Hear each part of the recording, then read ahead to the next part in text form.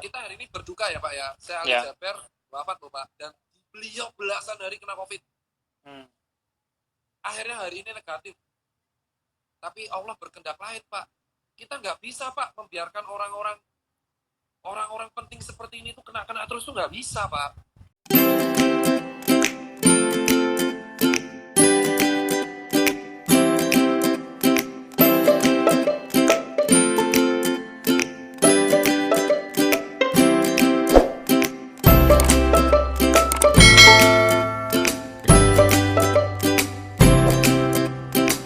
Kantor soalnya di kantor. Siap. Saya habis ini langsung ke Puskesmas Suri mengulang nostalgia.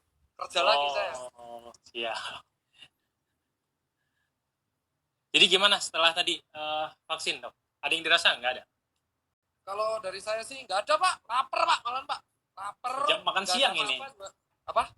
Jam makan siang soalnya. Iya Pak, lapar Pak, nggak ada rasain apa ya vaksin kayak gitu, kayak kita vaksin BCG zaman kecil dulu udah kayak gitu. Kayak program imunisasi wajib zaman dulu, nggak ada yang perlu kita khawatirkan Pak. Emang ya kayak gitu aja. Ini dapat surat. Benar. Kembali. Tuh. Oh, dapat surat jadi gini kan. Dapat legitimasi kalau udah vaksin gitu ya? Iya, nanti dapat surat kayak gini tuh dapat surat kayak gini, terus nanti 2 minggu lagi datang ke sini Pak. Terus nanti dapat ini Pak, harusnya tuh dapat arahan dari Kemenkes. Dapat kayak gini. Tuh, ada juga ya? Tuh tujuan vaksin ada. Tuh seberapa ampuh, tuh periodenya Pak, tuh Pak, dicatat nih Pak, tuh periodenya. Wow, jadi periode 1 Januari April 1,3 juta tenaga kesehatan, 17,4 juta petugas publik. Periode kedua April 2001 sampai Maret 2022 masyarakat umum. Betul, udah Pak, banyak banget Pak programnya Pak. Iya benar-benar. Dapat kayak gini dari Kemenkes nanti. Dok, ngomong-ngomong apa? Tapi kalau di Sleman ada gerakan kayak gini, Cinta Mas Jajar, yaitu cuci tangan pakai sabun, pakai masker, jaga jarak. Aman toh? Saya minum teh dulu Pak. Siap, silakan. Dapatnya hangat. Kayak nggak bubur kacang hijau, kayak posyandu gitu, Dok? Nggak dikasih apa-apa Pak. Kalau posyandu kan kita dapat bubur kacang hijau tuh. Dapatnya hangat loh. Dok, ngomong-ngomong tadi kan ini sebelum vaksin hari ini, berapa hari sebelumnya itu dapat notifikasi atau misalnya SMS atau telepon gitu nggak Dok untuk ikut vaksin gitu? Jadi hari ini yang vaksin bukan hanya sendiri ya, tapi banyak teman-teman saya udah vaksin.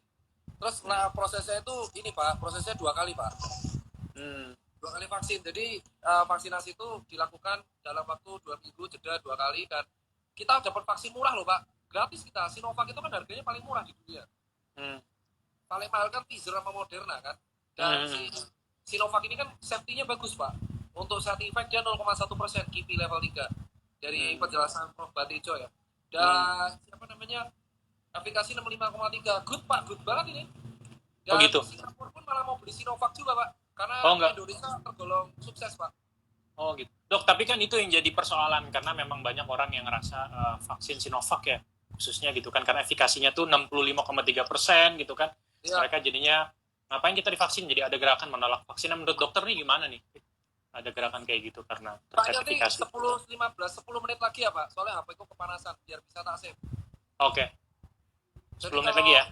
Kalau hoax itu wajar beredar Pak, karena kan ini tidak kelihatan dan warga itu akan percaya kalau kita diedukasi, dan menurutku komunikasi publik pemerintah perlu ditingkatkan di sini gitu loh. Jadi jangan kita apa-apa sanksi itu bahaya Pak. Kalau kita terlalu represif pada masyarakat, mewajibkan itu salah. Kesehatan itu hak segala rakyat Pak. Ya. Di sini pun dilihat Pak, di sini tuh Pak, di sini tuh dilihat di buku vaksin pun ini tuh hak kita Pak, ada inform consent. Kalau kita mau vaksin tuh inform consent, tanda tangan. Saya foto kemarin inform consent, saya foto. Jadi kalau mau vaksin tuh ada inform consentnya. Jadi bukan diwajibkan Pak. Kalau mau nolak pun bisa, segala resiko pun ada. Jadi saran saya lebih baik alih-alih kita mewajibkan dengan sanksi, kita edukasi yang benar, vaksin itu apa dan kan gitu Pak. Iya benar. Karena memang yang terjadi di masyarakat seperti itu kan Pak. Dok ya, apalagi ketika wacana kita ngajak orang untuk vaksin, termasuk kita juga kumparan mengadakan inisiasi dengan hashtag bersama kita vaksin, itu ada berita terkait denda bagi warga yang nggak ikut vaksin. Ini kan justru bukannya makin mengedukasi warga. Dapatnya kayak gini Pak nanti Pak, dapatnya kayak gini. Dapatnya kayak gini. Tuh ada tuh tulisannya tuh 2020 0997 Dono Wianti. Dosis kedua 28 Januari. Tuh puskesmas Ngemplak. Ya, enak lah Pak. Tadi ada Enak, 20 ya, 20 peserta ya hari ini ya 20, di 20 ya. Pak di Sleman Pak. Tapi 10 bagus 10. menurutku karena keren Pak. Enak Pak maksudku. Ya gak ada beda sama vaksin yang lain. Lapar. Iya. Pak. Saya makan Dok, lapar, Pak. ngomong-ngomong habis vaksin mau ada apa nih? Apa langsung aktivitas atau mau istirahat dulu? Kerja Pak. Ini langsung ke Turi lagi Pak, dipanggil puskesmas Turi saya. Mau ngapain di Turi? Ya kerja Pak, ketemu sama kawan-kawan lah, nakes-nakes di sana. Oh iya. Nah, Dok, nih, siap lanjut aja. Dok, satu hal adalah kenapa sih kita itu perlu divaksin? Pertanyaannya. Jadi kita tuh perlu divaksin dalam artian untuk ini Pak. Satu, vaksin kita kan ada yang namanya status pandemi ya Pak. Status pandemi itu WHO mengeluarkan, dan kalau bisa dibilang selesai itu kalau 70% warga kita terinfeksi, namanya herd immunity. Herd immunity bisa diraih jadi 2 tahap. Natural infeksi atau vaksinasi. Nah, kalau natural infeksi Pak, nah COVID ini 80% ringan, 20% berat. Bapak bayangin, kalau 70% warga kita kena COVID, 20% dari 70% kita kena berat, Paskes sanggup nggak Pak? Ya enggak. Nggak sanggup Pak. Nggak mungkin kita nunggu natural infeksi. Itu sama aja kita pemakaman massal Pak. Makanya alangkah lebih baik dengan vaksinasi ini, kita bisa menciptakan herd immunity lewat vaksin, dan kita bisa memacu kekebalan alami. Sehingga kita kalaupun kena COVID, kita nggak ada efek berarti Pak. Karena ingat, nggak semua rakyat itu imunnya kuat. Ada orang bilang COVID tidak menakutkan. Loh iya kalau kamu anak muda. Loh, tapi kalau kamu ada gangguan yang lain, kalau orang tua gimana Pak? Kita kan nggak tahu seberapa kuat diri kita. Wong imun tuh kecil-kecil kok. Benar nggak Pak? Maksudnya vaksin ini dalam rangkaian untuk mengeluarkan status negara dari pandemi, biar kita beraktivitas normal. Tapi prosesnya 15 bulan Pak. Jadi setelah 15 bulan normal lagi kayak dulu. Jadi memang ya bahkan ada kok Dok kasus gitu ya, anak muda bahkan yang secara umur mungkin fit gitu ya, ketika kena COVID meninggal itu banyak juga gitu kan. Artinya Pak, memang dan COVID ini kita hari ini berduka ya Pak ya. Saya Ali Jaber wafat loh Pak, dan beliau belasan hari kena COVID. Akhirnya hari ini negatif. Tapi Allah berkehendak lain Pak. Kita nggak bisa Pak membiarkan orang-orang penting seperti ini tuh kena terus tuh nggak bisa Pak. Iya betul. Akan banyak orang-orang penting di Indonesia tuh yang akan kehilangan Pak kalau seperti ini terus. Ya benar. Nah tapi kan gini Dok, belasan hari loh Pak, beliau tuh kurang baik apa? Menyebarkan kebaikan, disegani banyak orang, ayam tidak pernah menghasut, tidak pernah apapun. Beliau disegani banyak orang, dan belasan hari kemarin ICU, keluar ICU semua orang udah seneng gitu, karena negatif. Akhirnya negatif. Tapi hari ini dipanggil, itu tuh kayak menurutku kayak harusnya semua orang udah sadar ini udah bahaya banget gitu loh. Kita nggak bisa biarin talenta dan orang-orang baik di Indonesia tuh hilang satu persatu hanya karena virus laknat kayak gini gitu. Iya, makanya kita harus bersama tuh kita vaksin ya Dok ya. Iya, ditambah makan bergizi Pak. Kalau kita vaksin nggak makan, nggak olahraga, nggak protokol, sama aja. Iya benar. Dok, tapi ada yang menarik nih kan. Ketika sekarang juga kasus harian juga makin tinggi. Kemarin ada 11.000 kalau saya nggak salah kan. Positifnya 11.000. Nah, ini di tengah vaksinasi juga berjalan. Apakah ini nggak dilematis Dok? Ketika kasus corona lagi naik, terus kemudian vaksinasi juga dijalankan. Yang tadi juga saya lihat juga rupanya di puskesmas juga kerumunan juga cukup lumayan. Ini gimana Dok?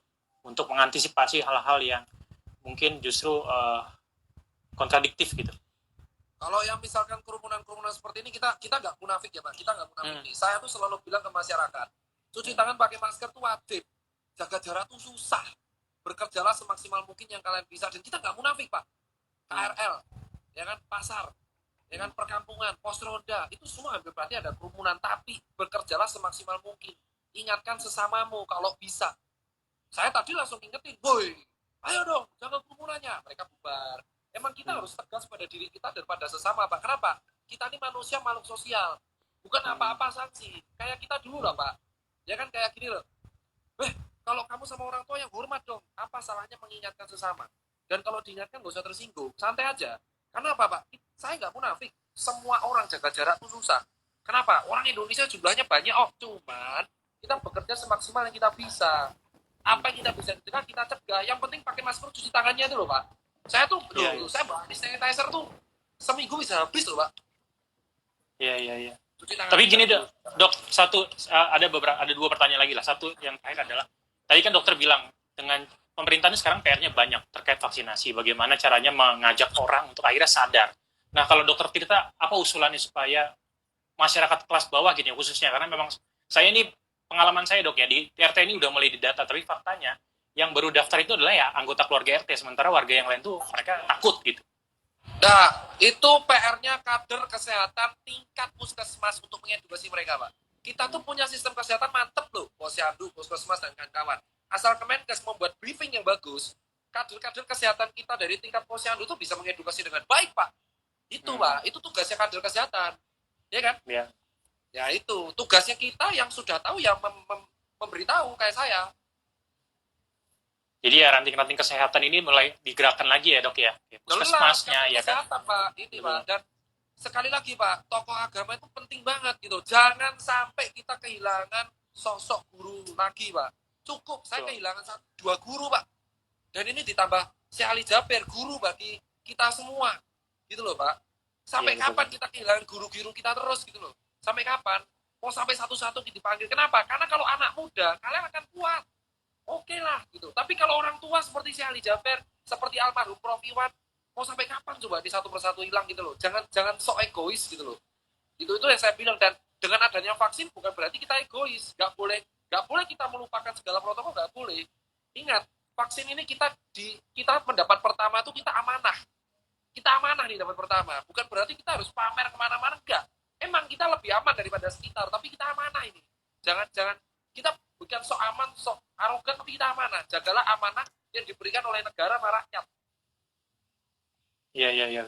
Nah dok, terus ini dok, kan nanti akan ada 2 kali vaksin kan? Jadi hari ini pertama, nanti dokter juga akan divaksin lagi kan? Seminggu kemudian 14 hari dok ya?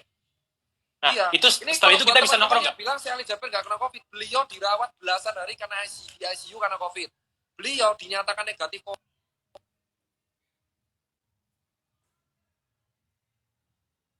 Harusnya hari ini keluar. Itu loh yang kita kecewa. Harusnya hari ini keluar kayak, aduh nasib beda banget. Harus sudah sembuh, bisa sharing-sharing. Kok bisa sembuh, kok bisa apa, tapi sedih Pak. Aduh. Ya, kita turut berduka cita atas meninggalnya Syekh Ali Jaber ya dok ya. Semoga ini yang terakhir dan masyarakat juga aware. Padahal udah negatif loh Pak. Itu yang kita kecewa tuh, aduh udah negatif banget loh. Baik, kenapa takdir berkata lain gitu loh. Kalau beliau negatif, beliau akan menjadi sosok sentral soal untuk edukasi. Tapi pilih yang Allah udah mulia takdir lah untuk orang-orang baik di dunia ini. Itu kalau bagi saya. Ya. Oke, dok. Ini setelah 2 kali vaksin ngomong-ngomong udah bisa nongkrong nggak belum kita nih? Bikin event ya, gitu kan? Toh, Pak. Sakit nongkrong gini. Nongkrong pun boleh kalau gini Pak. Tuh. Apa susahnya? Kalau minum, nih saya ajarin ya. Vaksin nggak vaksin tuh sampai 15 bulan Pak. Sampai 70%. Ini misal kita nongkrong nih di coffee shop, ya kan? Nongkrong nih. Jangan diginiin. Salah. Tapi diginiin. Dibuka. Minum. Pakai lagi. Nah, selesai kan, Bro? Iya. Selesai kan?